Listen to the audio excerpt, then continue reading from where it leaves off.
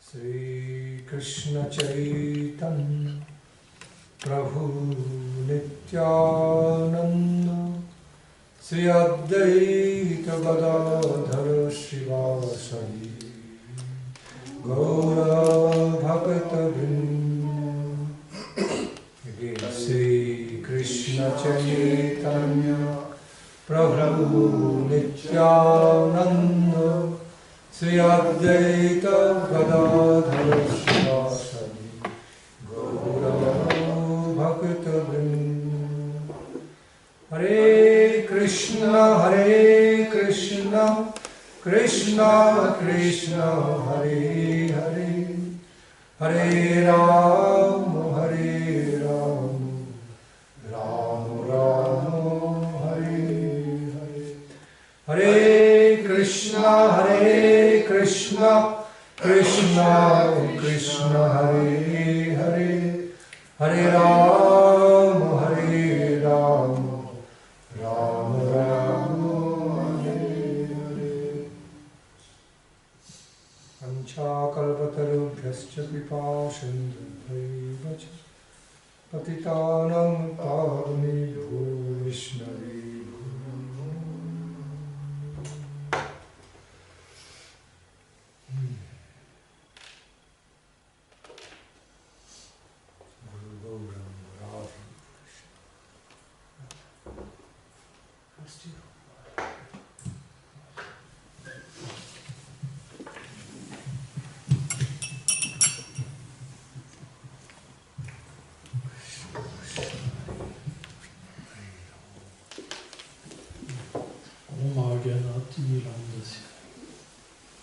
Gyanam Jaram Sharaka Chakshur-meditam Tasmai Shivunam. Je rends mon humble hommage à Srila Bhaktivinoda Maharaj qui est à côté de moi. Je rends mes humbles hommages à mes gourous, Srila Bhaktivinoda Goswami Maharaj, Srila Bhakti Prabhupada Puri Maharaj, ainsi qu'à mon véritable, vénérable Diksha Guru, Srila Vaishnava Bhaktivinoda Swami Prabhupada, qui sans lui, je n'aurais jamais pu avoir une simple association avec le mouvement Sankirtan. Je prie les pieds par les autres, Shri Bhakti-Raj Chakashiyadev Goswami Maharaj, qui est le maître spirituel Bhaktivinoda Maharaj, de m'accorder sa miséricorde. Et je prie le grand général Senapati Bhakta, Srila Prabhupada Bhakti Siddhanta Sarasvati Goswami Maharaj, de me donner sa miséricorde, ainsi que Srila Gokishora Baji Maharaj, Srila Bhaktivinoda Thakur et tous nos grands maîtres spirituels. Srila Bhaktivinoda Thakur a écrit un recueil de poèmes qui s'appelle Sharanagati. Et dans le premier chant, il explique que le Seigneur suprême, dans sa forme éternelle de Shri Chaitanya Mahaprabhu, est venu pour enseigner la voie du Sharanagati. Dans le Bhagavad Gita, quand Krishna était venu dans l'âge d'avant, le Dwapara Yuga, il avait enseigné Savadram Parityajam Maikam Chanam Taj, de tout abandonner les voies de ce monde, et simplement de s'abandonner à lui. Mais Srila Gaura Govinda Maharaj explique que, pratiquement parlant, il n'a pas montré qu'est-ce que ça voulait dire. Et donc il est revenu en tant que Shri Chaitanya Mahaprabhu pour donner l'exemple parfait d'un grand bhakta. Et Srila Bhaktivinoda Thakur explique que le Seigneur n'entend les prières que d'une personne qui a développé ces 6 symptômes de l'abandon. Alors ces 6 symptômes, ils sont importants de les connaître, c'est l'humilité, l'abandon de l'âme, le fait de comprendre et de vivre que le Seigneur est notre seul refuge et notre seul soutien, d'accepter ce qui est favorable pour le développement de la dévotion et rejeter ce qui est défavorable. Ces 6 symptômes sont la conscience dans laquelle une personne est placée quand elle peut être située dans une position favorable avec le Seigneur suprême. Ça veut dire qu'elle a conscience de son lien éternel avec le Seigneur suprême. Srila Bhaktivinoda Thakur Sriladeva Goswami Maharaj explique d'une façon merveilleuse que la substance du monde spirituel est le Sharanagati, l'abandon. Et que le halo de Srimati Radharani est le Sharanagati. Elle est la Sharanagati personnifiée. C'est pourquoi quand Krishna veut se comprendre lui-même et comprendre l'amour de Dieu qu'expérimentent ses dévots, il doit prendre l'état d'âme de Srimati Radharani.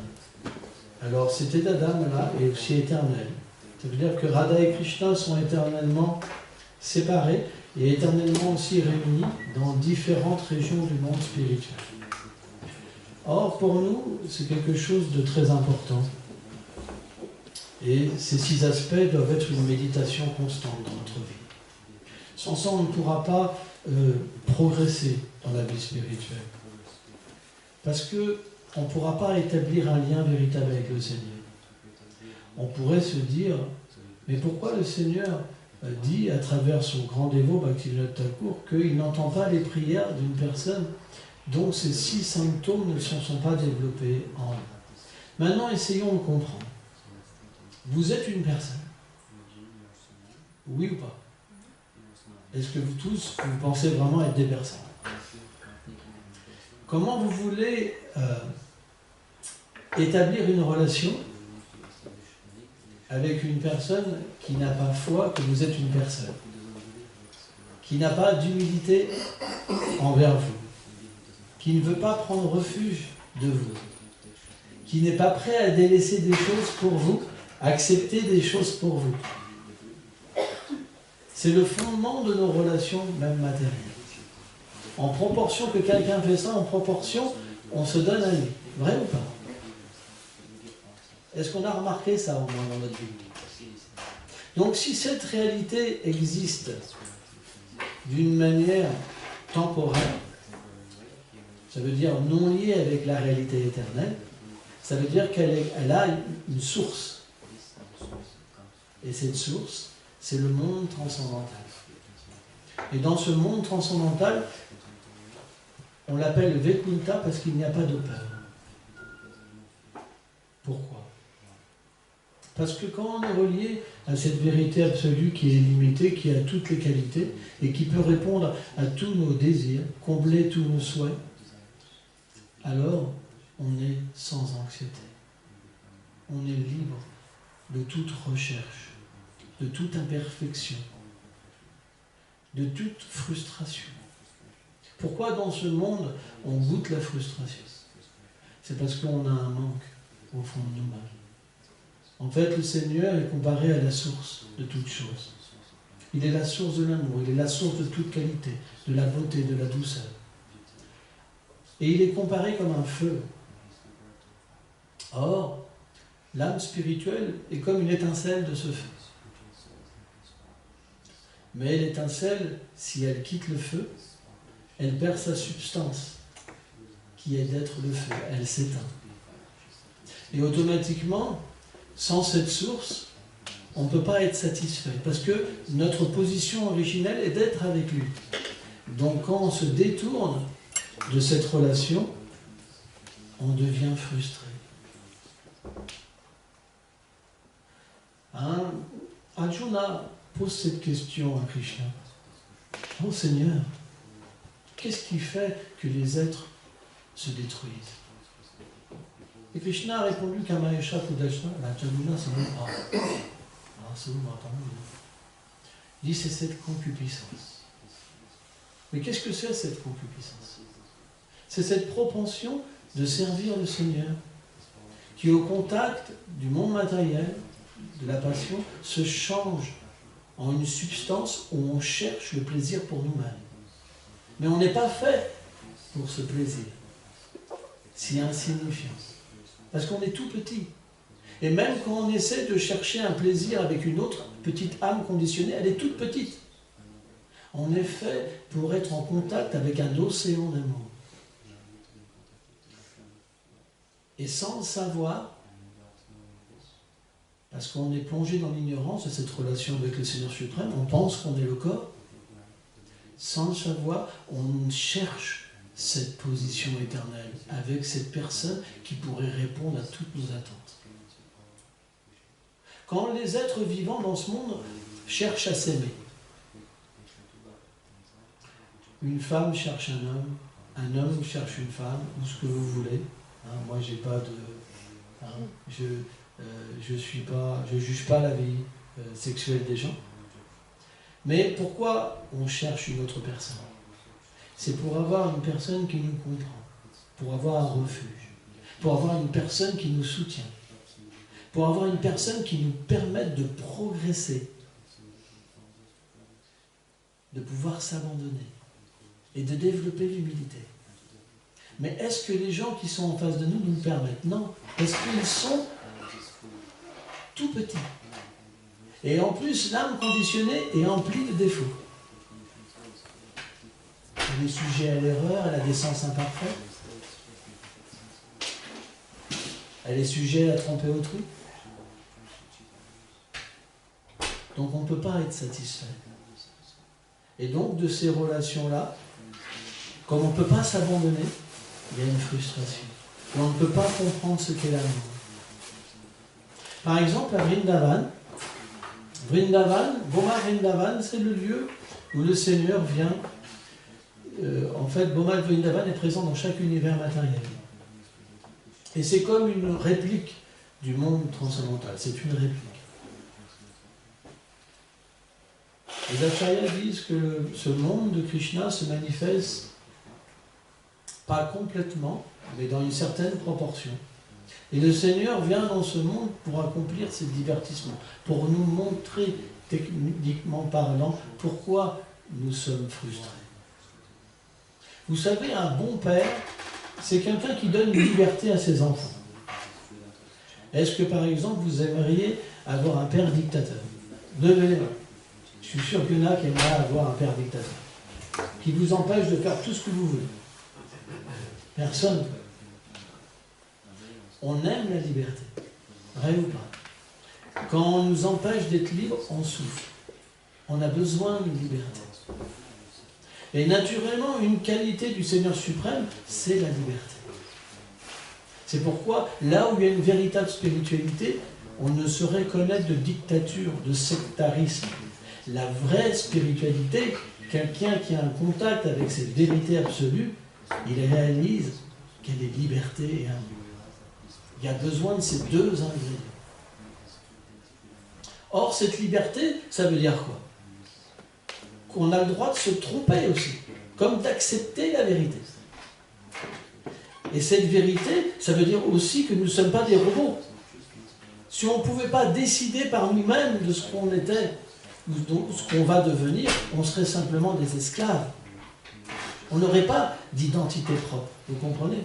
Et puisque l'âme est faite à l'image du Seigneur suprême, et que le Seigneur suprême a une suprême indépendance, l'âme aussi a un libre arbitre. Et ce libre arbitre, ça veut dire qu'elle peut choisir de faire un mauvais choix ou un bon choix. Et le Seigneur doit laisser la possibilité de se tromper ou d'aller vers la vérité. Sans ça, il ne serait pas la liberté et l'amour. Mais qu'est-ce que ça veut dire? Est-ce que ça veut dire que quand le Seigneur suprême nous permet de nous tromper, qu'on va aller en enfer éternellement et brûler dans les flammes de l'enfer? Je vous pose la question. Vous allez tous en enfer, bande de pécheurs. Il y a cette chose qui existe, cette mentalité des fois qui existe. Non, un bon père, qu'est-ce qu'il fait? Il y a une histoire avec Srila Abhay Shandev Bhaktivinoda Swami Prabhupada. Quand il était enfant, comme tout enfant, il voulait le contrôler. Et un jour, il voulait mettre son doigt dans le ventilateur. Et en Inde, les ventilateurs, ils sont très dangereux, ils sont en métal. Et l'hélice, quand elle tourne, elle peut vous couper le doigt.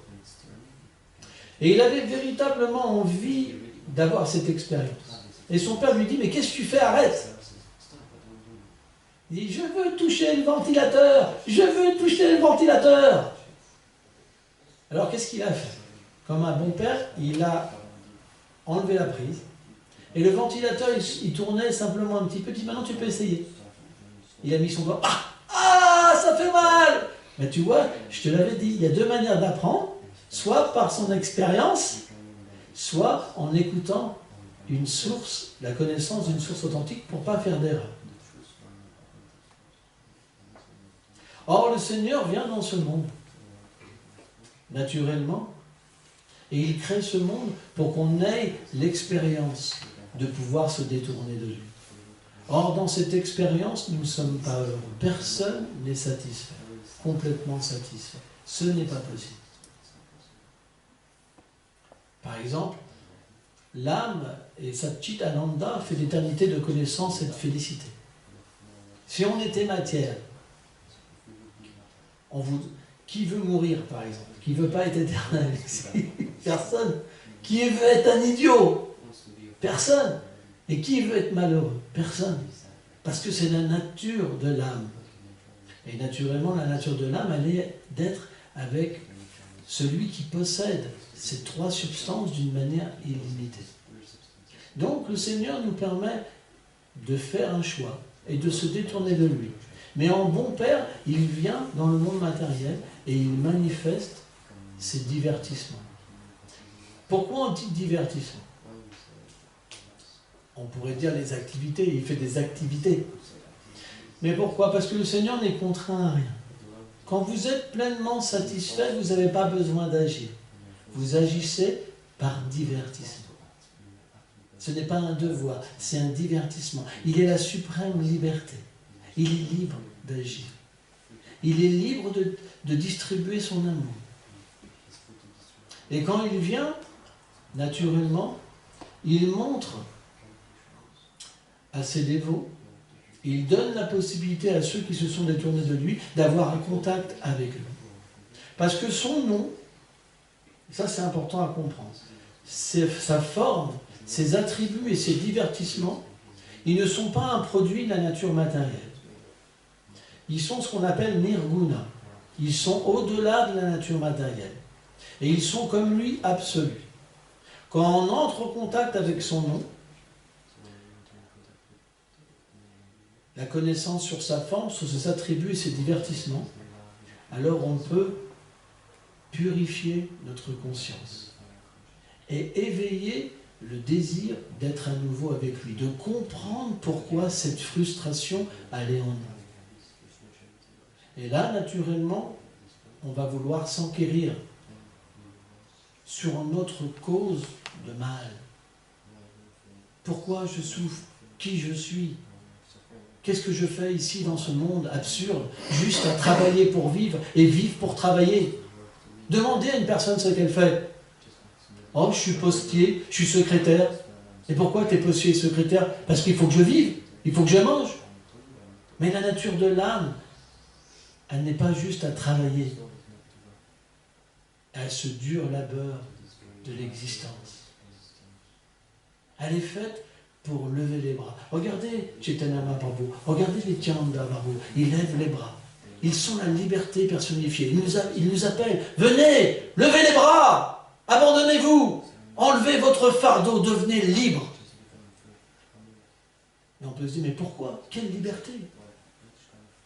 Comprends quand tu agis indépendamment de cette relation avec la vérité absolue, tu n'es plus situé dans cette vérité. Et tu dois contracter l'ignorance. Qu'est-ce que c'est l'ignorance? Je pense que je suis le corps. Je pense que je suis matière. Et je vais passer ma vie à essayer de combler ces sens qui ne peuvent jamais être comblés. C'est un véritable esclavage. Nous devons, pour combler ces sens, trahir tellement de gens, mentir, tricher. C'est horrible, parce qu'on n'a pas le choix. Parce qu'on est dans une situation où on veut faire croire aux autres qu'on est suprême, alors qu'on est plein de défauts. On se ment à nous-mêmes et on ment aux autres. Et on est pris dans un tel piège qu'on ne peut même pas en sortir. On appelle ça le labyrinthe de l'existence matérielle. Et c'est une réalité. Parce que même si vous connaissez la vérité sur vous-même, si vous la dites, tout le monde vous rejettera.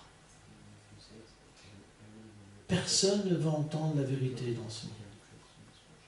Mais parce que, est-ce que parce que personne veut l'écouter, veut la voir, on doit rester dans l'ignorance? Non. Et est-ce que le Seigneur suprême, de qui on est les enfants bien-aimés, doit nous laisser vie après vie dans cette ignorance? Non. Donc quand il vient, Bhaktivinoda Thakur Sridhar Goswami Maharaj, il dit, vous savez, avec un tel sentiment d'amour. Il dit, Krishna vient, il pleure pour nous ramener. Il mendie. Il fait tellement de plans. Il y a une histoire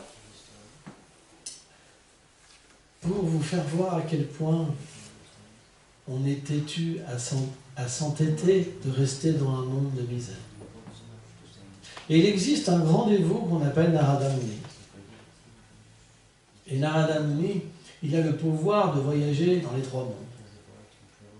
Il est libre, parce que il agit constamment pour le Seigneur suprême, par amour. Et il a reçu même en cadeau une vina de Srimati Radharani. Et quand il chante avec sa vina, il peut voyager où il veut. Il est libre d'aller où il veut et de délivrer qui il veut. Et un jour, il est parti voir le Seigneur Narayan, parce qu'il peut aussi aller au-delà de l'univers matériel et aller voir le Seigneur dans sa demeure éternelle. Il dit, Seigneur, je voudrais une bénédiction. Oui, bien sûr, Narada, que veux-tu comme bénédiction? Oh Seigneur, je voudrais délivrer qui je veux. Aller dans le monde matériel et délivrer qui je veux. Et le Seigneur a souri.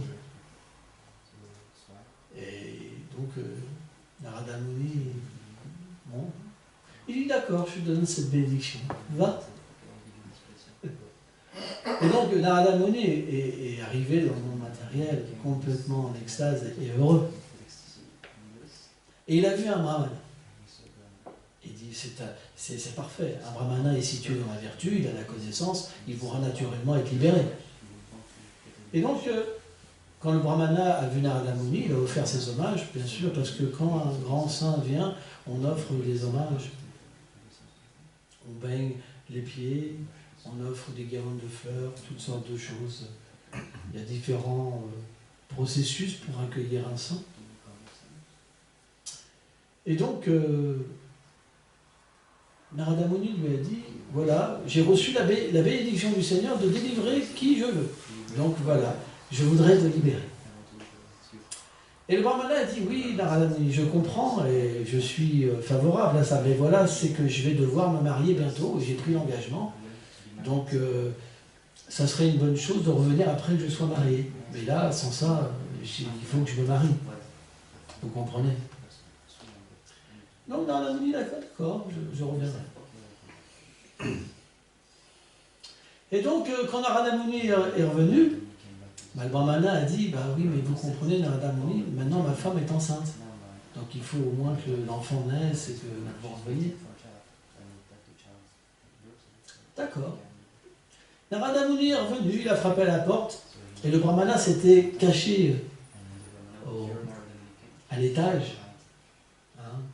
Alors, c'est pas vraiment expliqué sur une poutre, je sais pas, il se cachait pour pas que Narada Muni finalement le libère, parce qu'il était attaché. Quand on est attaché, c'est très difficile. Il y a une telle illusion matérielle qu'on pense que le devoir matériel est plus important que l'âme. Pourtant, au moment de la mort, on va devoir tout laisser. Amis, parents, fortune, maison, enfants, mari, femme, tout. Et pourtant, ça nous paraît plus important. C'est l'influence de l'énergie matérielle. Et quand Narada Muni a frappé, sa femme a répondu, parce qu'il voulait libérer le brahmana. Et le brahmana est tombé, brum, et il s'est tué. Et il a repris naissance comme un chien.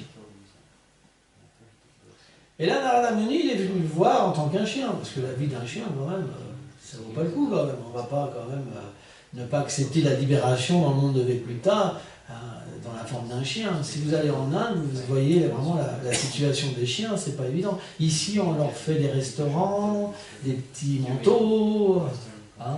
Mais en Inde, souvent, ils errent dans la rue.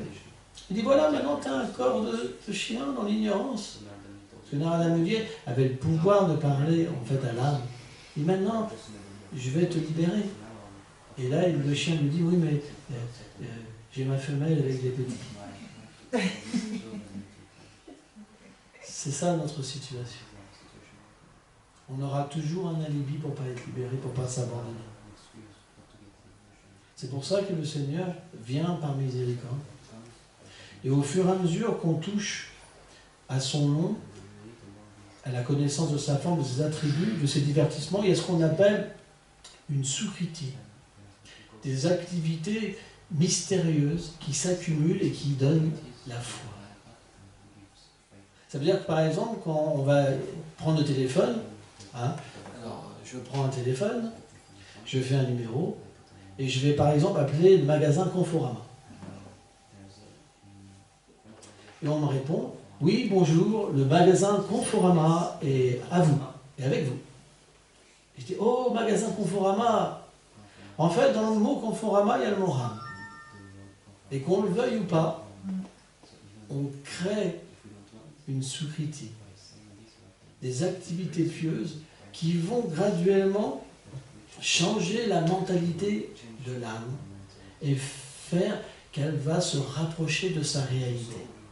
Quand elle se rapproche de la réalité, elle peut penser « Mais qu'est-ce que je fais dans cette situation? Il y a quelque chose qui n'est pas normal. Pourquoi je devrais simplement travailler dur comme un âne ?» Vous savez, l'âne, on lui met une bouffée d'herbe devant la bouche et il avance, en espérant obtenir le fruit de son travail, le bonheur. À l'état conditionné, on est comme ça. On travaille jour et nuit pour espérer trouver le bonheur. Mais l'âne, il ne peut pas comprendre qu'autour de lui, il y a de l'herbe fraîche partout. Eh bien, c'est la même chose. Une fois que cette soukriti, ces activités pieuses donnent la foi, on peut commencer à voir l'herbe fraîche partout. La miséricorde du Seigneur. On peut commencer à comprendre qu'il y a une personne qui peut régler tous nos problèmes. Et alors on se tourne vers lui, alors il est réciproque avec lui. Le Seigneur est la liberté. Tant que vous ne ferez pas un pas vers lui, il vous laissera faire vos activités.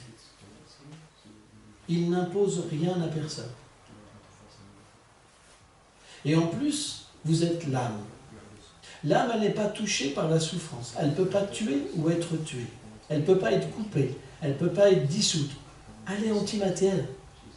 La situation qu'on expérimente est comme un rêve. Quand on sort d'un rêve, c'est comme si que, quelque part, ça n'avait jamais existé. Donc le Seigneur vient pour nous rappeler la vie. Et je voudrais juste raconter un petit divertissement pour ne pas prendre trop de temps, parce que notre invité est là, et je ne suis pas là pour prendre son temps, donc je demande pardon à Maharaj de parler autant. Mais je voudrais juste raconter un petit divertissement pour vous faire voir à quel point les habitants de Vrindavan sont libres de l'anxiété. Un jour, le Seigneur Krishna, avec sa corne, « Bonjour, venez, vous êtes les bienvenus. Vous avez soit un petit coussin, soit une chaise. Voilà, vous choisissez, c'est libre. » Merci. Donc le Seigneur Krishna, ce matin-là, il a réveillé tous ses amis. Il désirait donc jouer avec ses amis. Alors je vais passer rapidement, je ne vais pas parler des divertissements avec les pâtres. Et c'est expliqué que quand il vient dans le monde matériel, il y a ce qu'on appelle des asuras, des gros asuras, des gros démons. Pourquoi? Parce que le Seigneur est tout puissant. Donc quand il vient, il y a aussi des gens avec des puissances démesurées que pour nous c'est comme des fables. Et il y avait un démon qu'on appelait Aghasura, un terrible démon. Et le Seigneur avait déjà libéré sa sœur Putana et Bakasura. Et Aghasura, il voulait vraiment venger sa famille de démons qui avait été mis à mort par le Seigneur. Et il avait fait ce plan de prendre la forme d'un immense python qui faisait plus de 20 km de long.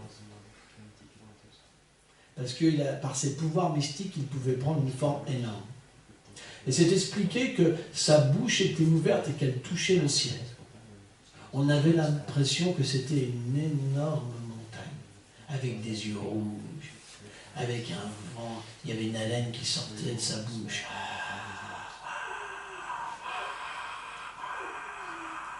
Et sa langue, elle s'était dépliée comme une route. Et il attendait, avec ses yeux. Et à ce moment-là, les pâtres et les vaches, en fait, parce que le Seigneur est éternellement un aimant des animaux. Le Seigneur aime les animaux. Il aime ses amis, il aime tous les êtres. Il est la liberté, il ne fait que jouer. Jamais il ne travaille. Mais quand il a vu ce gros démon, il a compris que c'était un gros assourd. Mais ses amis, lui, ont dit, qui est cette chose étrange?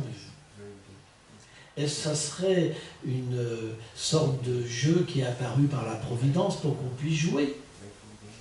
Est-ce une montagne? Ils observaient avec une certaine curiosité ce monstre. Et le monstre les regardait. Et finalement, ils ont eu la conclusion que c'était un énorme monstre. Donc certains ont eu un petit recul, comme c'est expliqué dans le Bhagavatam. Mais la conclusion était, mais qu'est-ce qu'on risque? Krishna est là. On n'a rien à avoir peur. Il est notre soutien. Il est notre protecteur absolu. Et ils sont rentrés en dansant, en chantant dans la bouche du grand démon. Et le grand démon, même si tous étaient rentrés dans leur bouche, il n'a pas fermé parce qu'il attendait Krishna. Et le Seigneur, par le fait de son énergie interne, il a eu un moment où il était un peu dérouté. Parce que ses amis... Parce qu'il faut comprendre que, bien qu'il soit le Seigneur suprême, par le biais de son énergie interne, pour qu'il puisse se divertir complètement avec ses amis, parfois il oublie sa propre position pour complètement se donner. Et parfois, il y a une ajustation de la réalité quand des situations comme ça se font. Et donc il a dit, après il a réalisé qu'il devait rentrer et tuer ce démon pour libérer ses amis. Donc il est rentré. Et à ce moment-là, le démon a fermé la bouche. Wow. Très content de pouvoir tuer Krishna. Et là, tous les demi-dieux ont dit, hélas, hélas, hélas. Parce que les demi-dieux, ils n'ont pas un tel abandon. Bien qu'ils ont des pouvoirs du Seigneur suprême, parfois les jeux du Seigneur les déroutent complètement. Parce que Krishna aurait pu juste faire ça, tout est fini. Il détruit les univers, il crée les univers juste par une inspiration-expiration. Qu'est-ce que c'est Aghasura? Qu'est-ce que c'est Aghasura? Donc Krishna, qu'est-ce qu'il a fait? Il a grandi à l'intérieur du monstre. Et le monstre a commencé à suffoquer, il a grandi. Il y avait un concours de circonstances entre les pouvoirs du démon et le pouvoir du Seigneur. Mais le Seigneur est tout-puissant. Que pouvait faire Aghasura? Donc à un moment, Aghasura a quitté son souffle vital, donc l'a quitté par la tête. Et l'âme d'Aghasura est restée à un moment dans le ciel. Krishna, par miséricorde, il a ramené à la vie les pâtres. Il ne sait pas qu'ils étaient morts parce qu'ils sont éternels, mais il a ramené à la conscience externe les pâtres et les vaches et ils sont sortis. Et à ce moment-là, ils ont vu cette étincelle. Et cette étincelle est rentrée dans le corps du Seigneur. Les Acharyas expliquent que le Seigneur a donné la libération à Aghasura. Et pas la libération juste impersonnelle. D'atteindre une même forme que lui sur une planète Vaikuntha. Le Seigneur est tellement miséricordieux qu'il libère même des gens qui lui veulent la mort. Comment on ne pourrait pas trouver refuge d'une telle personne? Bon, je vais m'arrêter là. Je vais laisser Maharaj parler.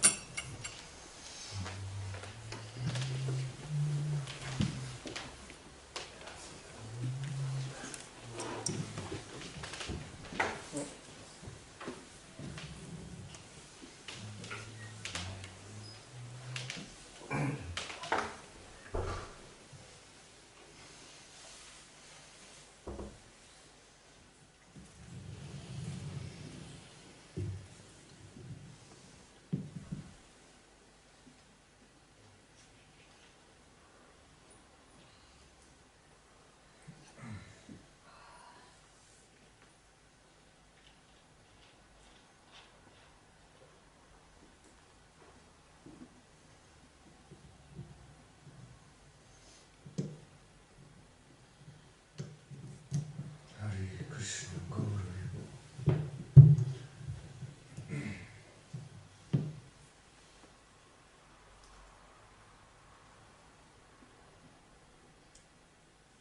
I spontaneously want to reflect on one topics about that certain portions of Krishna Leela as described through Srimad Bhagavatam. Different beautiful, some interesting stories may seem to be a bit exaggeration, storytelling kind, interesting story, but sometimes some questions may appear in mind in the public that it's like science fiction happening. Krishna's killing of Aghasura, Bakasura, Putana may appear sometimes. Je réfléchis spontanément sur ces histoires merveilleuses qu'on retrouve dans le Srimad Bhagavatam, donc ces divertissements qui paraissent impossibles, qui paraissent comme de la science-fiction. Donc je réfléchissais sur la nature de ces divertissements extraordinaires. But we have to understand, nothing is exaggeration. No part of description of Krishna Leela through Srimad Bhagavatam and other holy scriptures have a tinge of exaggeration. Mais nous devons comprendre que dans ces histoires du Bhagavatam, il n'y a aucune exagération, même pas une trace. Ce sont des histoires bien réelles. Sometimes we often hear some people describing certain portions of the scriptural descriptions, like mythology. They say it's a mythology. Parfois, on entend des personnes qui partagent ces histoires, mais comme une simple mythologie.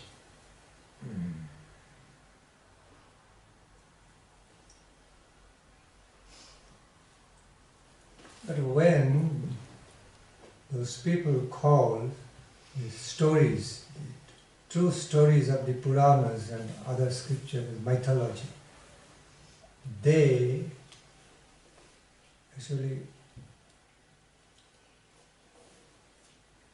actually try to say that because based on their limited concepts, limited experience of things, mundane things, because the descriptions of holy scriptures, descriptions of godly activities as depicted, described through holy scriptures, simply goes beyond the range of their direct perception. normal experience, they think, oh, could it be possible? It's mythology. Donc, de telles personnes qui pensent que de telles histoires qui sont en réalité bien vraies, pensent que c'est tout simplement l'imagination, la mythologie, n'arrivent pas réellement à comprendre la nature de ces activités parce que c'est au-delà de leur expérience, au-delà de leur perception. Yes, but they forget something. They become so prejudiced with their own limited experience. They want to call them mythology, but forgetting the fact that in this big cosmos, big universe, so many big things can happen in a mystical way, beyond normal human experience, beyond the limits of human experience. And that's how it also happened during Krishna Leela, when the supremely big Lord came down to the earth, appeared on the earth. Also some big sinister forces, evil forces also came into play to match his Leela, to make him taste some Bira Rasa heroic performance, giving him some satisfaction. And also, it so happened at that time they were trying to invade Mother Earth, human society, so much evil power. And the Supreme Lord vanquished all those evil powers, big, huge evil powers. Because he just destroyed all those big evil powers with his big ability, superior ability. Everything happened in a big scale, beyond the small, with the limit of small human experience. So it seemed like mythology, but it's not that, it's reality. Donc, certaines personnes essaient de comprendre ces activités, mais en réalité, c'est complètement au-delà de leur compréhension. Mais il y a bien des choses, en réalité, dans ce monde qui sont au-delà de leur compréhension, telles le cosmos, l'univers. Donc, c'est choses que ces personnes ne peuvent pas comprendre pleinement. C'est la même chose aussi avec le divertissement du Seigneur. Et parce que le Seigneur descend sur terre, lorsqu'il manifeste ses divertissements, c'est toujours d'une manière grandiose. Et parce qu'il manifeste d'une manière extraordinaire, il y a aussi des forces maléfiques extraordinaires qui sont là pour mettre des obstacles dans les divertissements de Krishna. Donc des obstacles à travers des activités malsaines qu'ils essaient de propager au sein de l'humanité. Et Krishna vient justement pour combattre ces forces maléfiques. Mais il vient avec toute sa splendeur, toute sa grandeur pour combattre en fait ces éléments négatifs.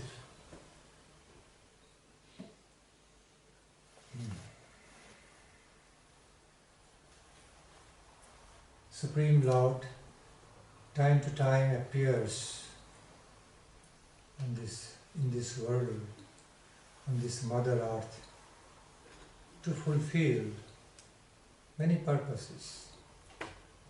One of them is to take away the burden of the Mother Earth, thus protecting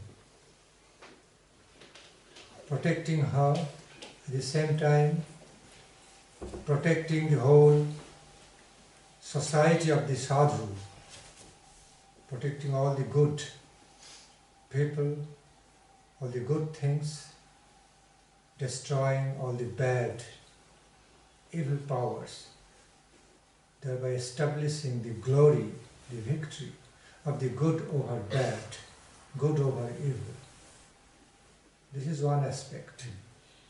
Le Seigneur suprême descend sur cette terre pour différentes raisons, dont celle d'enlever le fardeau de la mère terre. Avec toutes les activités négatives qui apparaissent, le Seigneur cherche à enlever ce fardeau et aussi à protéger les sadhus par sa présence, à leur donner sa protection personnelle. Et il vient précisément pour une de ces raisons, justement, pour enlever les effets négatifs sur la terre, dont certaines personnes qui, dû à leur influence négative, changent la société d'une certaine manière. Giving message to his devotees that those who accept shelter of mine, I protect them. So we find that message is given. Okay, that message is so much extended all through Krishna Lila, protecting his own devotees who took shelter of him.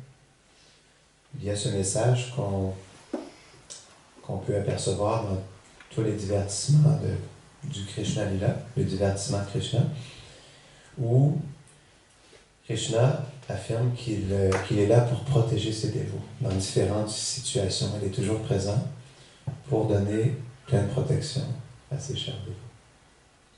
Also giving the message at the same time that there is Almighty Lord, Almighty Owner of the whole universe. Whole universal creation, everything not just controlled by some blind force, inert, blind energy, but there is real, the nature of the owner, nature of the Lord of the universe is full of personality, okay, personal feelings, willings, decisions. Everything is so organized. The truth is that the nature of the supreme truth, supreme reality is not just blind force. It is of personal character who can make personal decisions for the good of one and all. Par sa majestueuse présence, il affirme, en effet, être la personne suprême qui contrôle l'univers entier. Et on peut voir aussi dans la société des personnalités importantes qui ont un certain pouvoir. Et en fait, Krishna est le contrôleur suprême. Et par sa présence, il nous montre qu'il y a bien, pas seulement une énergie, mais une personne qui est derrière toute cette création et qui, avec sa présence, contrôle en fait tout cet univers. Therefore, Krishna Lila is characterized. It is, in other words, by the Supreme Parama Brahma, all-pervading, super power, super beauty, super bliss, takes personality, appears in the original personality as Supreme Lord Krishna. Then, naturally, so many pastimes come, manifest along with. Because when superpower remains just as superpower in all-pervading, omniscient, omnipresent way, it's all beyond our reach, cannot establish our personal relations, sweet personal relations, cannot directly experience Him, cannot have much personal negotiation or what relationship and dealings. But the same superpower appears in the form of personality, super excellent, transcendental, with all transcendental qualities and abilities, beauty. Then so much lila happens, activity happens. And the devotees of Supreme Lord, those who become devotees, can experience so much about the same all-pervading great superpower in a more personal way, heart to heart, mind to mind, heart to heart, soul to soul. You can have so much experience in engaging in activities of the superpower, so much pastimes. Therefore, sometimes superpower also acts like ordinary, normal way. Normal human beings coming down to our level, giving us the great opportunity to experience about Him, relish Him, respect Him, okay? Devotedly love Him, embrace Him, and personal relation with Him with all loving devotion. It would not be possible if the superpower doesn't come as Krishna. Krishna vient avec toute sa splendeur, parce qu'il est la personne suprême, il est la force suprême, la félicité suprême, la beauté suprême, l'intelligence suprême. Il est le pouvoir suprême. Et parce qu'il est une personne, justement, le fait qu'il soit une personne nous permet d'avoir une relation personnelle avec lui. Comment peut-on avoir une relation personnelle avec le pouvoir suprême sans avoir une relation avec une personne? Donc, parce qu'il vient en tant qu'être humain, en tant que personne, il nous permet d'avoir une relation personnelle avec lui, face à face, cœur à cœur, pour que nous puissions échanger personnellement avec lui. C'est comme ça que Krishna se manifeste personnellement pour nous donner l'opportunité d'avoir une relation avec lui.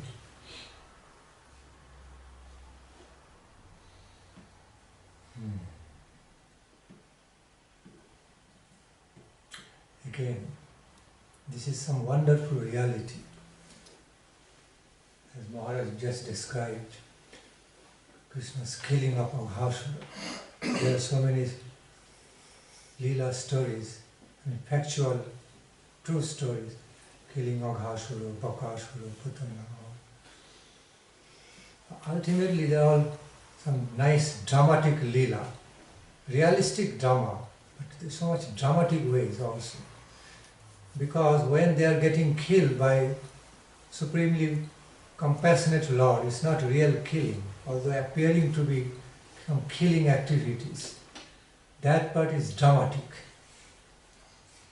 It is like creating some scope to Krishna to taste his Vira Rasa, heroic, the Rasa of the heroism in one hand.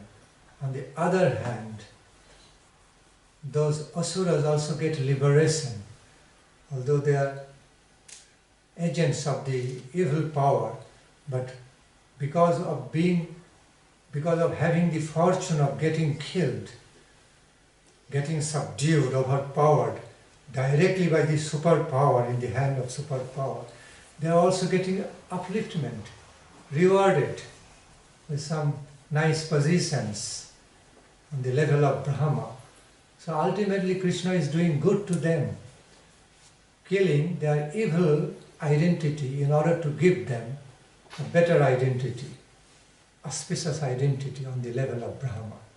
So thus, Krishna still remains as a noble, merciful Lord because he is not really killing, only killing the evil side to make them better, good to better and best.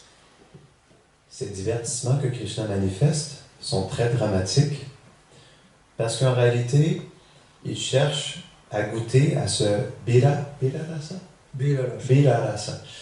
Ce qui veut dire l'humeur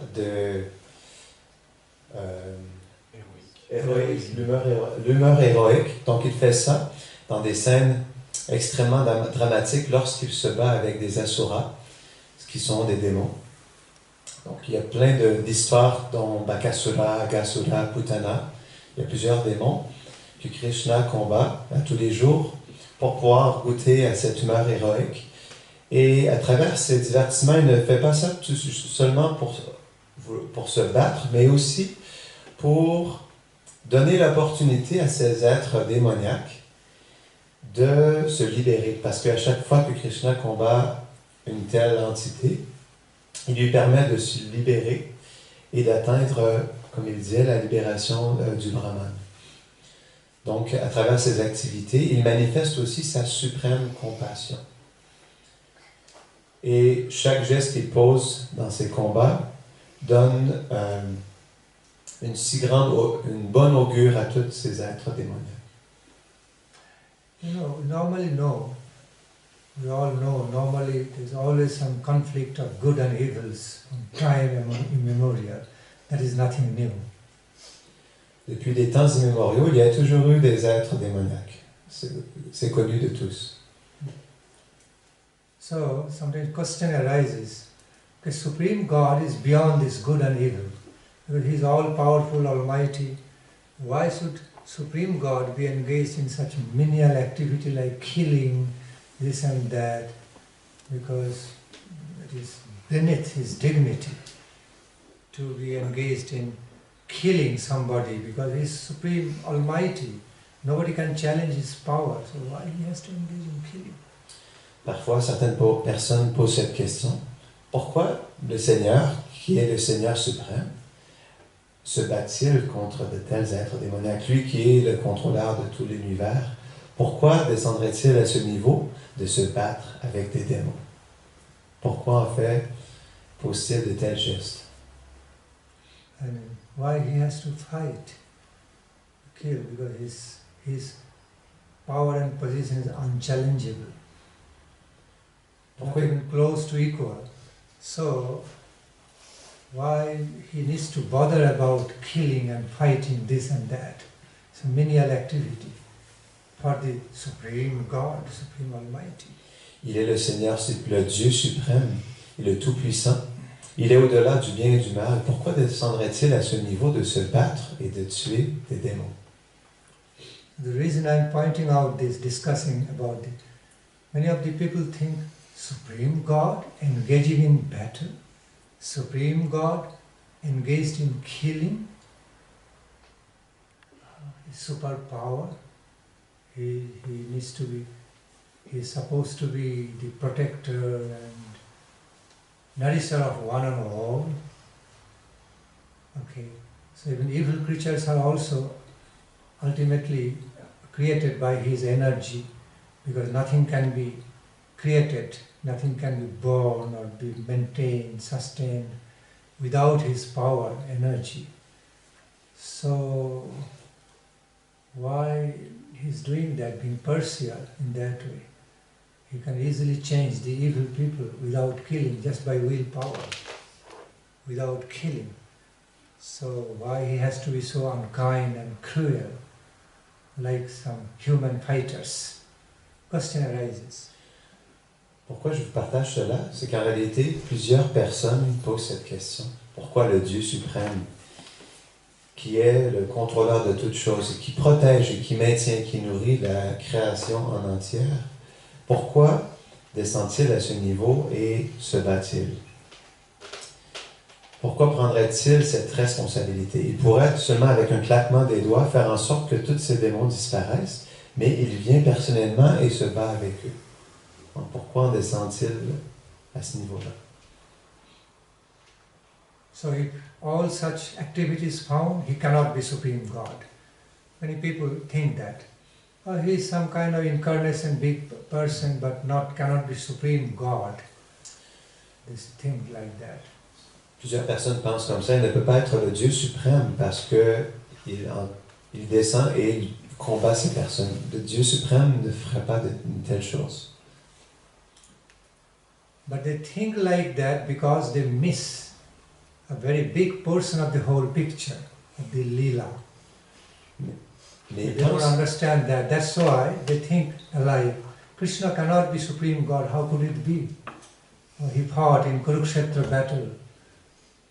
He engaged in killing activities. Supreme God should be all compassionate, all forgiving.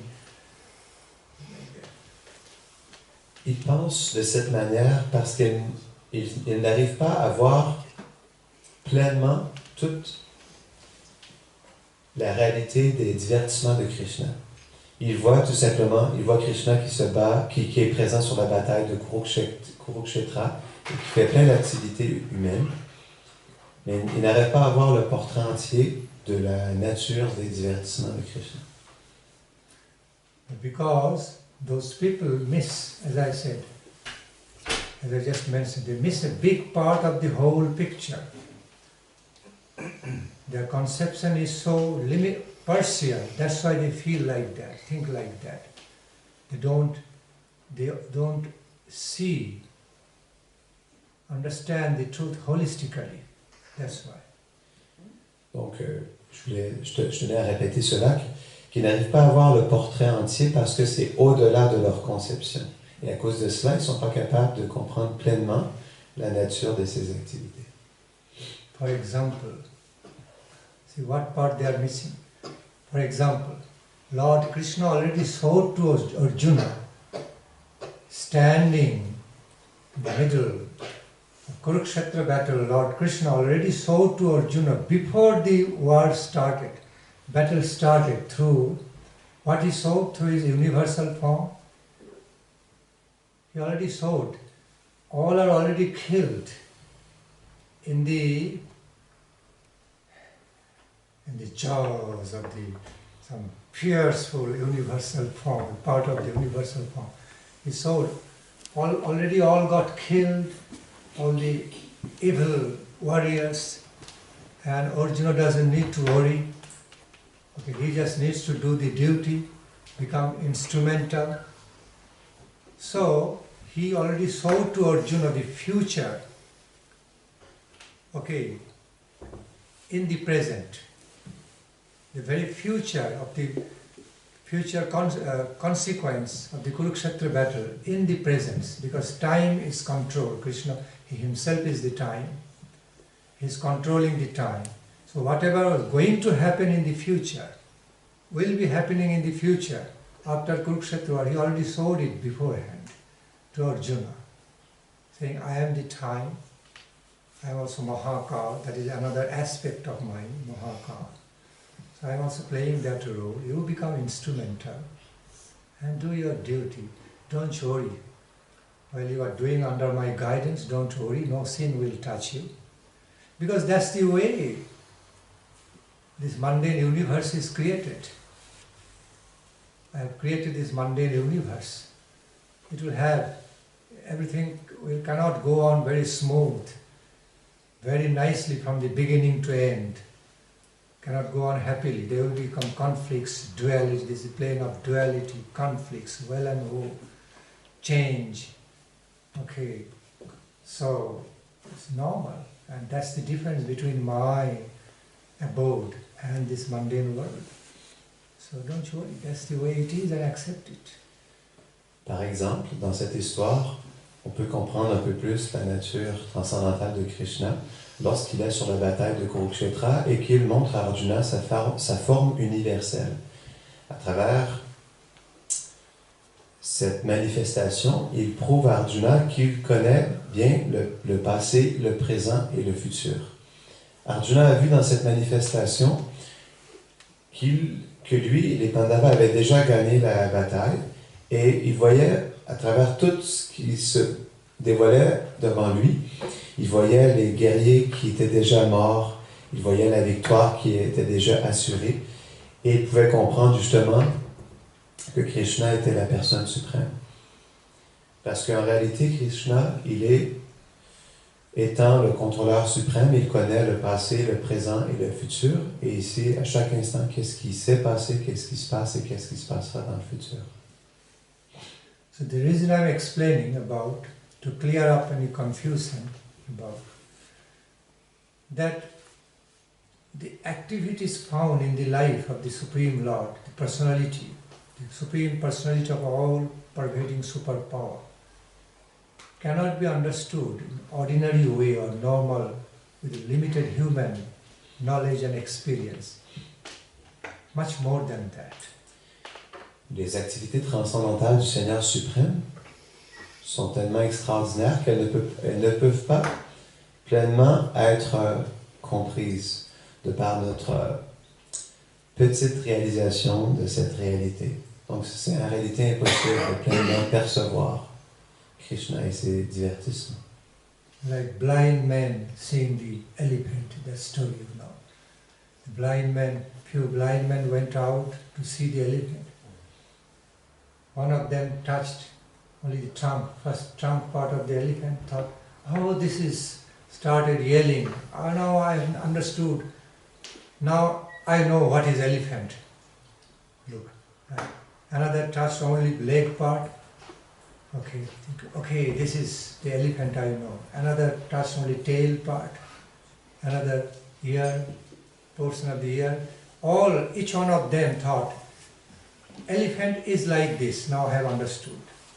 But then wise person, the wise guide came, saying, stop quarreling, because everybody started quarreling by that time. They say elephant is like big pan, or another say elephant is like big snake, another say elephant is like big pillar. Those who touch the middle part of the elephant is like big stone, fat stone kind. Then the wise guide came and said, stop quarreling, arguing with each other.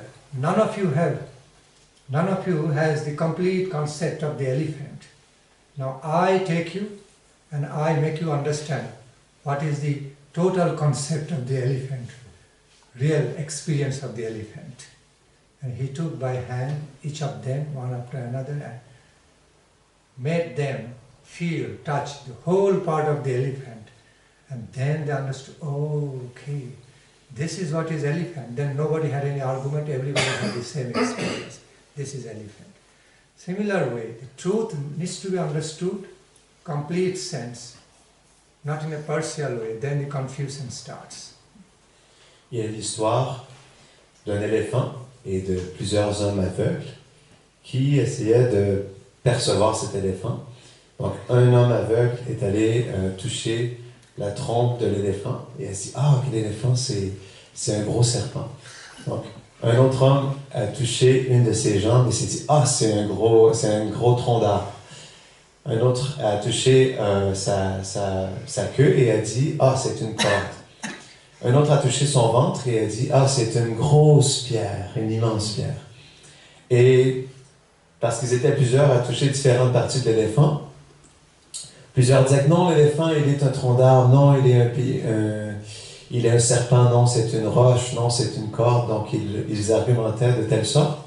Et un sage qui les a vus s'argumenter, se quereller, et il est apparu, il leur a dit, non, arrêtez. En réalité, vous ne voyez pas le portrait entier de cet éléphant. Laissez-moi vous montrer. Donc, il a pris les hommes aveugles et leur a montré les différentes parties du corps pour leur montrer l'aspect total de l'éléphant. De la même manière, pour comprendre Krishna, il faut percevoir plus en entier les différents aspects de Krishna, pas juste un aspect. Similar way, while some try to judge Krishna Leela with limited human concepts, judging him by based on some limited human ethics, principles, norms, social norms, this and that, what ought to be, what not to be, what he should have done, should not done. They go, they are very wrong in the first place, trying to judge the absolute, infinite, with limited prejudices, human-created prejudices, and defining accordingly, how God should be, how God can be like this and that, according to their limited concepts. Quand les personnes cherchent à comprendre Dieu, ils cherchent à le comprendre à travers leur intellect limité. Donc une personne va dire, non, Dieu il est comme ça, une autre va dire, non, il est de cette manière, non, il apparaît comme ça. Donc les gens se contredisent avec leur compréhension limitée de cette réalité divine. Donc ils n'arrivent jamais à percevoir le portrait entier de Krishna, dû à leur conception très limitée de la réalité. So So back to the point. Nature of Krishna Lila is vastly mystical nature. I repeat, the very nature of Radha Krishna Lila is vast, you say, vast experience, that of vast conception, beyond the limited range, beyond our human range of concepts. For example, Krishna actually never engaged in cruelly killing. When it is all the killing activities found in Krishna Lila, they have been described in Srimad Bhagavatam as purifying activities by the Lord, Lila. In fact, those who got killed by Krishna were not in pain, were not in distress. Okay, outwardly they are having some dramatic plays like, oh, in agony and pain, so much oppression, but inwardly they are experiencing something, some wonderful happiness, okay, to receive the touch of the superpower, just leaving the material body to receive, to be awarded with higher divine body and existence, receiving the upliftment of life by the touch of divinity. Okay, like their lower self were being replaced by the higher divine self, taken care of by Supreme Lord. That's the reality. So there is no real killing. Il faut bien comprendre que les divertissements de Radha et Krishna sont totalement inconcevables. Ils sont d'une conception tellement vaste, si mystique, qu'il est difficile de pleinement les comprendre. On peut voir, lorsque Krishna se bat avec les différents démons, que extérieurement, ça semble être quelque chose de violent et négatif, mais en réalité, tout ce que Krishna fait est toujours bon, ultimement bon pour tous les êtres vivants. Comme par exemple les démons qu'il combat. L'expérience que les démons ont lorsqu'ils se battent avec Krishna n'est pas une expérience de souffrance ou d'agonie. C'est plutôt en fait une profonde libération. Parce que c'est en lien avec Krishna, il y a une pureté et il y a une purification qui est présente. Donc on peut constater que même lorsqu'ils meurent, en réalité, ils se purifient de toute leur mauvaise conception, de tout leur karma passé, pour obtenir un corps ou une existence supérieure grâce à cette compassion de Krishna. Donc tout ce que Krishna fait est infiniment bon. Experience of joy, happiness can be received in different ways. Some way of experiencing joy and blissfulness, like through meditation, through equilibrium, state of equilibrium without much activities. It is one way, but that's not the complete full. I mean, that's not the one and only way of experiencing the happiness and joy. It can also be experienced through the interactive activities in our life. Therefore, so much activities go on in our life to bring us experience, different types of experiences. So,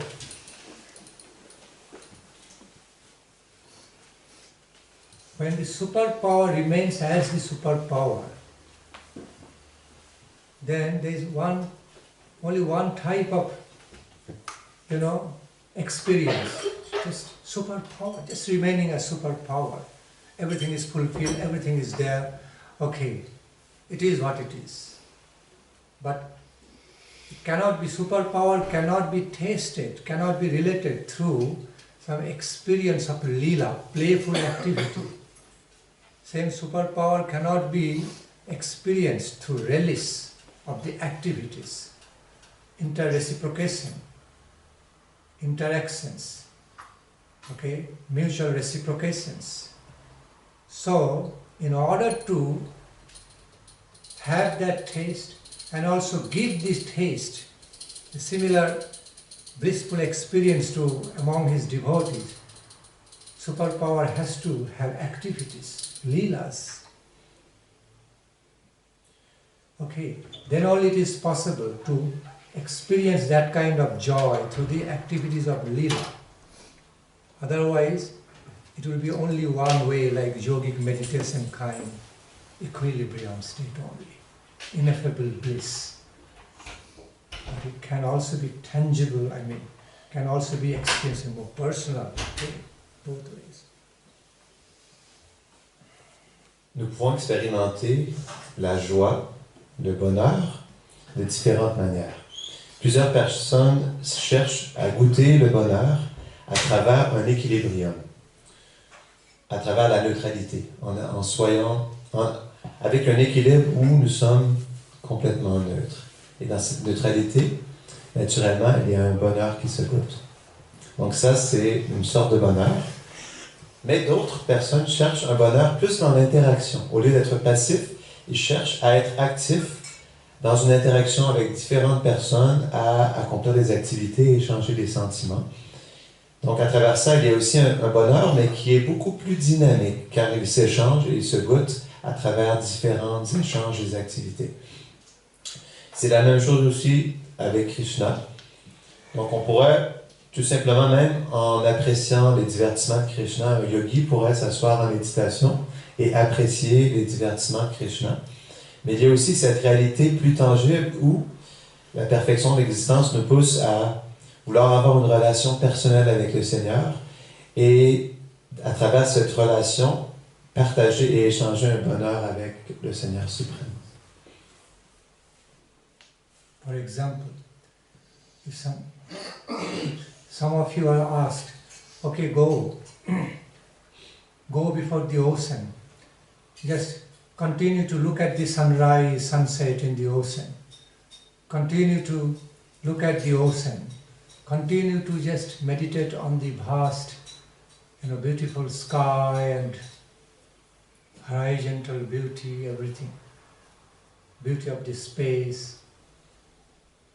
Okay, one can continue for a while, can appreciate. But if someone is asked to continue with it, cannot continue for long in impersonal way. At some point they need to have some reciprocation with the children, with the intimate people, husband, wife, children, need to eat, drink, sleep, and relish life with other aspects also. So, only impersonal way of experience cannot bring all fulfillment. Okay, cannot be complete. Personal, the experiences of life through personal activities, personal reciprocations, inter-reciprocations also required. In a similar way, there is also found in the life of the superpower. On pourrait tous s'asseoir et apprécier la beauté de l'océan, du cosmos, du soleil, des choses grandioses qui nous entourent, mais combien de temps pourrions-nous continuer à apprécier ces choses? Est-ce que nous pourrions constamment et seulement apprécier ces choses, juste à observer constamment l'univers? À un certain moment donné, nous allons avoir un besoin d'activité, de réciprocation. Donc, le mari avec sa femme, les amis, donc différentes personnes, à un certain moment, cherchent à avoir des relations, des activités. Cette chose est aussi présente avec le Seigneur suprême, et parce que nous sommes en contact avec lui, naturellement, cet échange souhaite se manifester. Therefore, whatever is present in the effect must be present in the cause. Therefore, when we receive happiness, we have our life experience through interactive activities. So much activities going on in the life. Okay. So it is also present in the cause, which is superpower in our souls. But our human activities are so limited, more mundane compared to superpower's activity. When activities are found manifesting in the life of the superpower, Lord Krishna, then it is of transcendental nature. Okay, vast, divine, transcendental nature.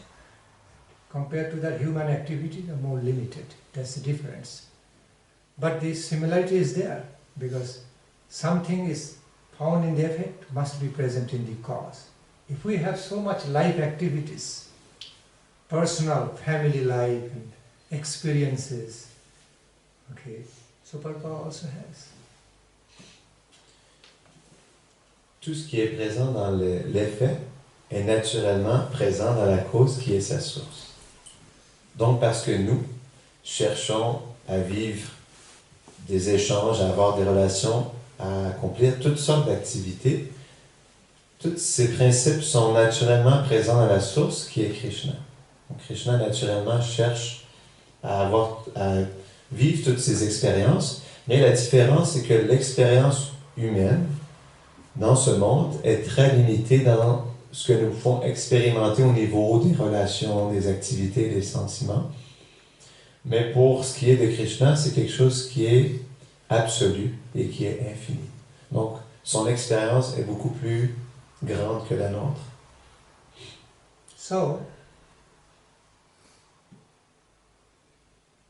I explain the same truth now again this way. If you are not thirsty, if the scope of thirst is not appearing, there will be no relish of drinking water or nectar. If there is no chance, there is no scope of hunger, there will be no experience of happiness of eating food, deliciousness. Similarly, if there is no scope of protection, then devotees cannot experience how it feels wonderful to remain protected by Lord. Because everything is just taken for granted.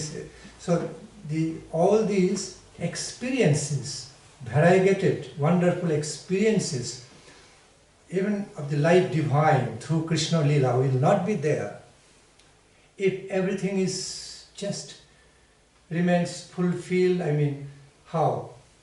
Everything remains without any need, without any variegated experience of needs and new relish. Everything is like as it is, okay, without any newer happenings or any activity like going on like space or time or something impersonal, static way. So there is no variegatedness, no variety of taste, no varieties of experience. Okay.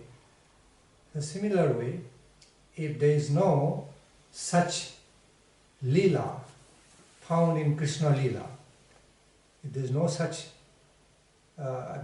activities in Krishna Lila, then he will just remain as Parama Brahma or Super Soul, and the experiences of having their Lord as great protector, experiences of having the Lord as so dear to the heart, beloved to the heart, experiencing Him through friendly, close, intimate, friendly reciprocations, giving and taking, having emotional conflicts with the Lord, all will not be possible.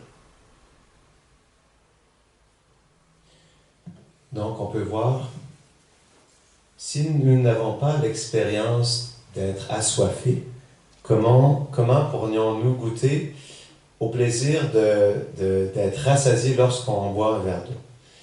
Si nous n'avons pas ce sentiment d'avoir faim, comment pourrions-nous apprécier un bon repas?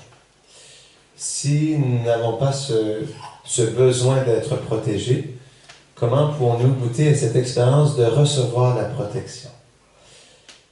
Donc, en réalité, on peut voir comme nous avons différentes expériences dues au fait qu'on cherche à se nourrir, se vêtir, se loger, être protégé, et avoir des relations. Ces choses sont aussi présentes dans les divertissements de Krishna. C'est ce qui fait toute la saveur de ces divertissements. Il faut bien comprendre, comme nous, ici, cherchons toutes ces différentes expériences. Naturellement, Krishna aussi cherche à goûter ces différentes expériences avec ses dévots, dont justement il cherche à leur donner la protection. Et il y a cette réciprocation d'amour qui se fait lorsque Krishna cherche à protéger ses dévots et ses dévots prennent refuge de lui. Donc à travers ça, on peut voir justement le besoin de Krishna aussi d'expérimenter toutes ces choses, car il est la source de toutes ces choses, naturellement. So there comes Leela, necessity of the Leela of Krishna Leela. And the great personality like Shukadev Goswami, Vyasadev, Shukadev Goswami were well established in the experience of Brahma, all-fulfilling, blissful Brahma. They are describing all the activities of the Lord, no ordinary. Because they are not the personalities to describe, to engage, waste their time, energy around describing some ordinary things. Because they are Leela of the Lord. That's why they took so much pleasure, spending so much time, energy to describe all each and every activities of Krishna. Why? Extraordinary. They bring extraordinary experience. On peut voir des personnalités comme Shukadev Goswami qui au départ appréciait le Brahman. Pourquoi a-t-il pris tant d'énergie, tant de temps à partager les divertissements de Krishna? Car ils sont naturellement formidables, avec toutes les différentes descriptions qui sont présentes. Shukadev Goswami cherchait justement à partager la nature exceptionnelle des divertissements de Krishna, de Krishna Lila. Donc c'est pour ça, justement, parce que ces divertissements manifestent les qualités de Krishna et ses échanges avec ses dévots. Shukadev Goswami a pris un temps précieux pour nous partager tous ces divertissements. Because there are such activities like killing of Aghasura, Bakasura, Putana, Keshidaita. Therefore, there is scope for the Brajavasis, those Krishna devotees, friends of Krishna and others, to feel being protected by Lord, to relish, taste, okay, wonderfully taste of being protected by the Lord. Because there are so many cows in Vrindavana, in cow body, so much milk-giving activities, milk-taking activities, milk-tasting activity, therefore so much relish. Okay, relish is there around drinking milk, tasting khira, okay, and so much loving reciprocations between Krishna and the cows, okay, cows and their caretakers, because there are such activities, okay, like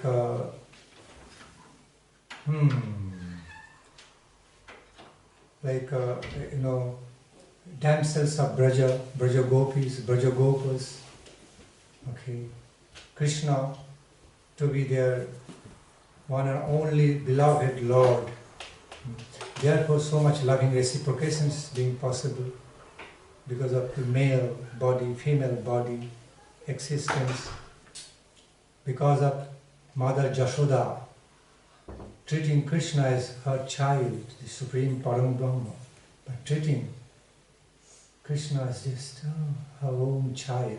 Therefore, she feels so much affection, love affection for the Supreme Param Brahma as her baby, as her child.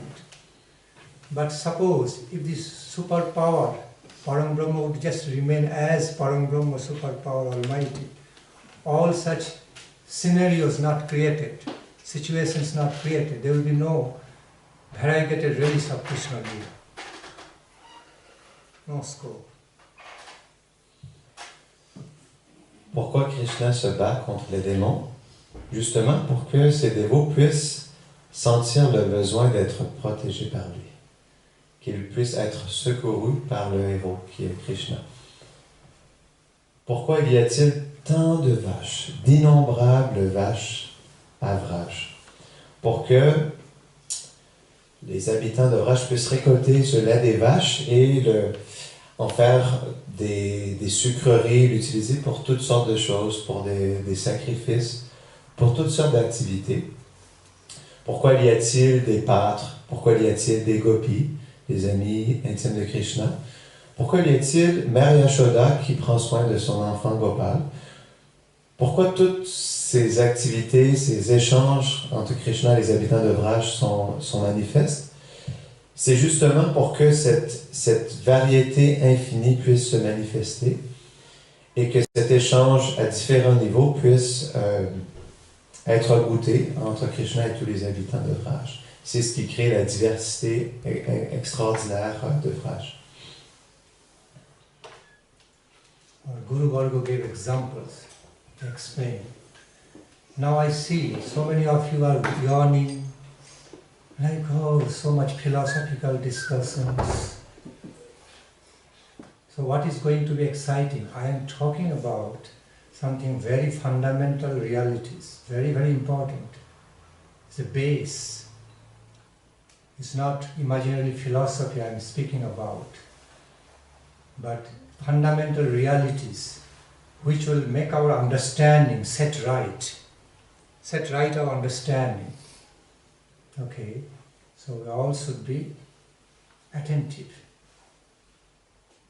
Like in the field of education, you may not like the mathematics, oh, dry mathematics disease, but they are very useful, helpful. You may not like the technical ways, oh, too dry, but they are useful. Okay, you may not like many of the scientific ways of the scientific experiments.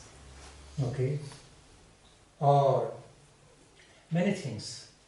We may not like to watch map, to learn, the map, the measurement, the calculations, because they are all intellectual things, not bringing direct happiness, emotional happiness. But still they are all helpful. In a similar way, having a clear understanding, more holistic understanding about the Siddhanta is very helpful. You can explain to other people. That's the reason I am taking so much time and energy to explain, giving time and energy to explain, to make in order to solidify the basis of our faith, in order to make the basis of our faith concrete, okay, solid. We are not living in the world we are not following any belief system or mythology. Okay, we also need to make other people understand and explain to them what is reality. So it's all important to explain. Je m'aperçois que plusieurs d'entre vous s'endorment et bâillent. En fait, ça semble être des sujets très philosophiques, mais c'est en réalité la base, la fondation. Cette connaissance est la fondation qui nous donne la base pour comprendre cette réalité transcendantale, qui nous aide justement à comprendre la nature de cette réalité et l'apprécier pas seulement pour nous, mais être capable aussi de la partager aux autres. Parce que c'est une réalité qui est au-delà de la perception des sens, qui est transcendantale. Cette fondation nous aide à comprendre plus facilement la dynamique qui se manifeste dans cette réalité transcendantale. C'est comme par exemple les mathématiques. Oui, ça semble ennuyant, mais les mathématiques nous aident pour faire des calculs importants dans notre vie de tous les jours. Pourquoi cherchons-nous à comprendre des cartes? C'est pour aller du point A au point B, pour essayer de comprendre les distances. Oui, ça semble être quelque chose d'intellectuel et laborieux, mais en réalité, comme les mathématiques, comprendre les cartes aussi nous aide à comprendre notre chemin et à savoir où aller et quel chemin utiliser, quel transport prendre. Donc, oui, peut-être que ça semble des choses très philosophiques, mais c'est vraiment la base, la fondation, ce qu'on appelle le Siddhanta, les conclusions philosophiques qui nous aident à comprendre en premier, à travers cette connaissance, cette réalité qui est totalement au-delà de la perception de nos sens. Donc, ce sont des sujets qui sont essentiels pour notre vie spirituelle. We feel very comfortable to live in a very nice house, but as it gets to the point, I have to learn how to build this house, engineering, it's too much for us. We take so many things in our life, want to take happiness, but as we go to learn those, how it happens, how to create those, then we don't want to take up so much responsibility. Cannot be. In the spiritual life, Mahaprabhu said, cannot be lazy to understand about the Siddhanta. Okay, you cannot just be aspiring after only fruits. But how the fruits being produced, you should also understand the source and basis from the beginning. We can only want to have the fruits, but not always don't want to put time, energy to plant the seeds and cultivate the tree and then fruits. It's too much. The spiritual world also like that. Okay, we have to have holistic understandings, holistic educations, how things are happening, how the Siddhanta is developing. It's all necessary. Maybe felt like technical or dry, but still they're all very helpful, like medicines. Une personne peut jouir de la facilité de sa maison, mais qu'est-ce qui se passerait si cette personne devait construire sa propre maison? Est-ce qu'elle serait prête à prendre la responsabilité et à étudier la connaissance nécessaire et à agir en conséquence pour bâtir une fondation solide pour la maison? Donc, on peut chercher à jouir de la facilité qui nous entoure, mais en réalité, il faut bien comprendre qu'est-ce que cette facilité, quel est notre environnement et pourquoi nous sommes ici. Donc, c'est pour ça que cette connaissance, elle est vraiment essentielle parce qu'elle nous aide à nous préparer à comprendre cette réalité puis à nous éduquer pour être qualifiés graduellement à travers cette connaissance à comprendre quoi faire, quoi ne pas faire, quelle attitude avoir et d'être bien éduqués pour pouvoir agir correctement pour pouvoir progresser et arriver à des expériences plus concrètes. And that's the reason great personality like Vyasadeva, Shukadeva, okay, the speaker of the Puranas, they spend so much time and energy to describe all details of the activities of superpower. Why did they do? They could just simply meditate and feel the state of equilibrium and feel some bliss, ineffable bliss and finish. No so much talks and descriptions, writing all required. Because they also felt the necessity of giving the taste, experience of the activities of the superpower through lila, through reciprocative ways. Therefore so many books came, activities, and because there is some necessity for that, great necessity. De grands sages tels Vyasadeva auraient pu tout simplement s'asseoir en méditation et apprécier la félicité suprême. Mais en réalité, ils voulaient, pas seulement pour eux, mais partager au monde entier à travers leurs écrits les activités du Seigneur qu'on appelle les lilas. À travers ces activités, donner la possibilité aux personnes d'avoir une expérience de ces activités du Seigneur. Parce que sans ces écrits, nous n'aurions pas la possibilité d'entendre parler des divertissements de Krishna et de se renseigner sur la nature des activités et des qualités de Krishna. Donc c'est pour ça qu'ils laissent derrière eux cette connaissance comme fondation pour nous donner justement la base pour comprendre la nature de Krishna. good. Realized souls. The realized souls gave some examples like, suppose take the example for world of sound. There can be so many sounds. World of sound. While the world of sound remains, like just in one way, like for some continued noise sound, space sound, no variegatedness, then the sound cannot manifest as beautiful as it manifests through musics. And the same sound is passing through musical ways, okay, through different scales, or different, different musical notes. They sound so beautiful, okay, so heart-touching, heart-captivating, giving us so much, bringing so much happiness to us. But suppose there are colors. We find different colors. They are there just in a simple way. But when the same colors are utilized by an artist and designs, creates beautiful drawings by utilizing those colors, they become so meaningful in the form of artwork, great piece of artwork, so expressive.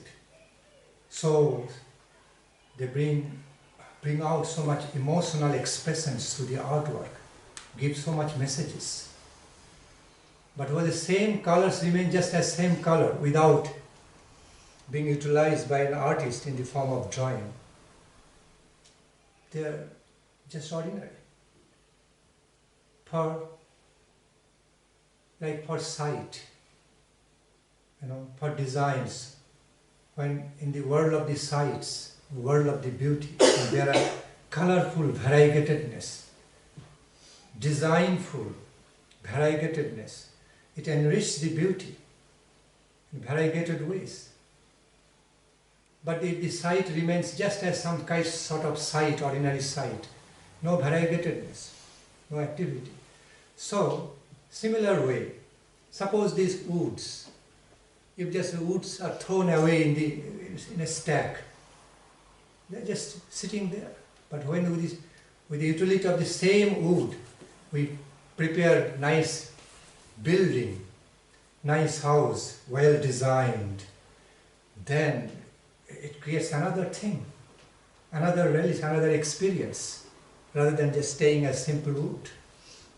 Simple stones can also be utilized, okay, to build up a very nice mansion, nice house, okay, in many ways. So, giving all these examples to prove that activities are required, okay, newer and newer activities, variegated activities through inter-reciprocations actually enrich the experience of our life. As it is found on the mundane world, it also found in the transcendental world. It enriches our relish of the relationship with the Supreme Absolute, besides just only kind of Brahman realization. On pourrait apprécier le son, juste méditer sur le son, sur la fréquence du son, sur la longueur du son ou sur l'intensité du son. Mais s'il n'y a pas de plateforme telle la musique pour exprimer le son, nous n'aurons pas une expérience si complète du son. Ça va être quelque chose de plus neutre. Mais lorsqu'on utilise la musique, des instruments et des voix pour manifester le son, on peut exprimer des messages, on peut faire vivre des sentiments, on peut partager des valeurs. Mais sans ce médium, nous n'aurions pas la même expérience à travers cette diversité du son. C'est la même chose aussi pour la couleur. On pourra apprécier tout simplement juste le bleu, le blanc ou le rouge ou différentes couleurs. Mais s'il n'y a pas un artiste, un peintre qui utilise ces couleurs, qui les mélange et qui fait apparaître une scène merveilleuse, l'appréciation des couleurs en elles-mêmes ne sera pas de la même intensité. C'est la même chose aussi pour le bois. Donc, il y a tellement de bois ici. Mais si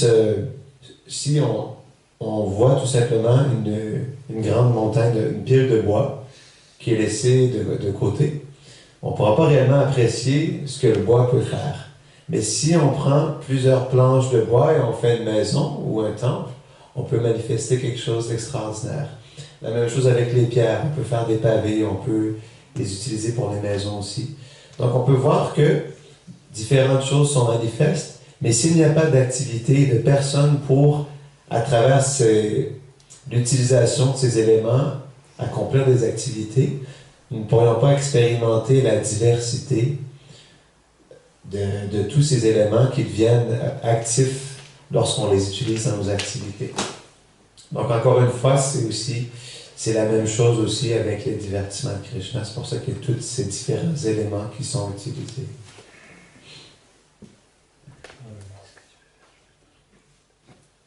I hope I thoroughly explained all.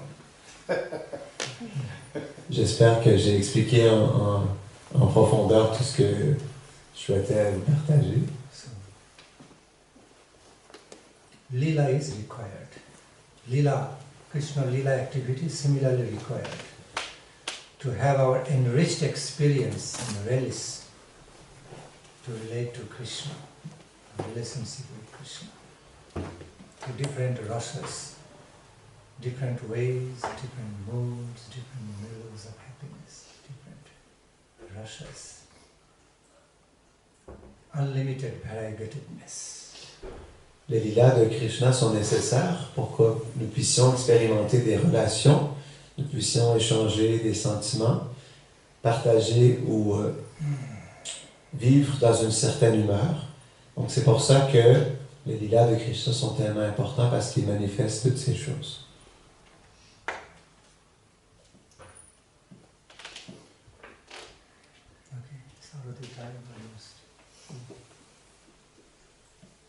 Donc maintenant c'est bientôt terminé, c'est le temps pour l'arti.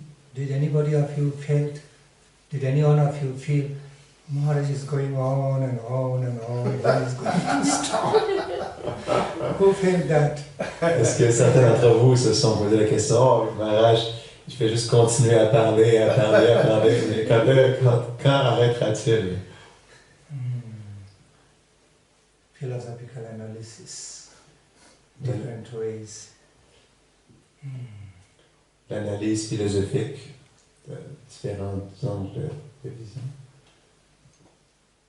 To some of you may be tiring, exhausting, but to some of you, nice. Okay, great. Pour certains d'entre vous, ça peut sembler épuisant, fatigant, et pour certains d'entre vous, ça peut sembler enivrant, ça peut fabuleux. So some mixed feelings. Donc il peut peut-être avoir des sentiments partagés. Yes, is it mixed feelings? N'est-ce pas? Des sentiments partagés.